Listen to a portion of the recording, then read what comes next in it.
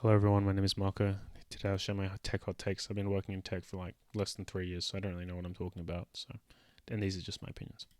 First up, we got PR review does more harm than good. I find PR review just massively slows down the velocity of everything, and for little benefit, I think they rarely capture important changes, and they just do so much harm because even small changes just require reviews.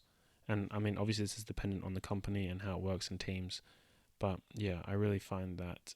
I mean, who hasn't experienced this? You make a change, it's pretty simple, you've tested it, you know it works, and then you get a review, there's a comment on it, you have to address the comment, and then you have to wait for them to review it again. And this small change that you know works, can take days and weeks to get released. I really think that, yeah, PR review does not really help that much.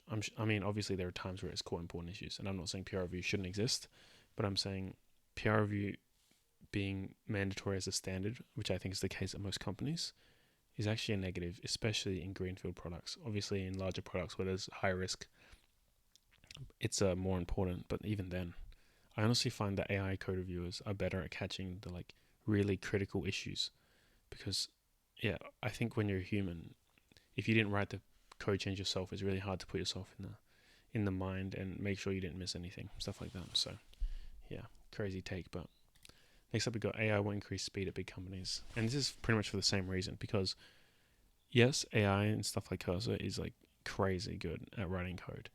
But how often, as at least as a mid level, how often is code the blocker? Like almost never. I find PR reviews, meetings, design docs, getting stakeholder alignment. That is what takes up the time. The code writing itself is honestly, most of the time, for most people at most companies, the code you're writing will not be difficult. It'll just be some basic CRUD stuff. So, yeah, this AI, I don't find it really helps much. Like, it helps writing unit tests, sure. It makes you faster, sure. But it's like the pack can only move as fast as the slowest animal in the pack. And, yeah, in my experience, that's never the code writing itself. Next up, we got interfaces should rarely be used. Especially in Java, I see interfaces everywhere, and I really don't understand why. I think interfaces are like completely mogged by sealed classes. And I know sealed classes didn't exist in early Java versions, they exist in Kotlin as well, and I'm not sure what other programming languages they exist in, but yeah. Sealed classes should be used instead of interfaces in like the majority of instances that I've seen. It's very rare I've been like, oh, an interface is required here. Or just write the implementation with no interface at all. Like, there's way too many just times I've seen just interfaces for classes that will never be extended more than once. Next up, we have there's no reason for there to be dynamically typed languages, and this is because the types still exist under the hood.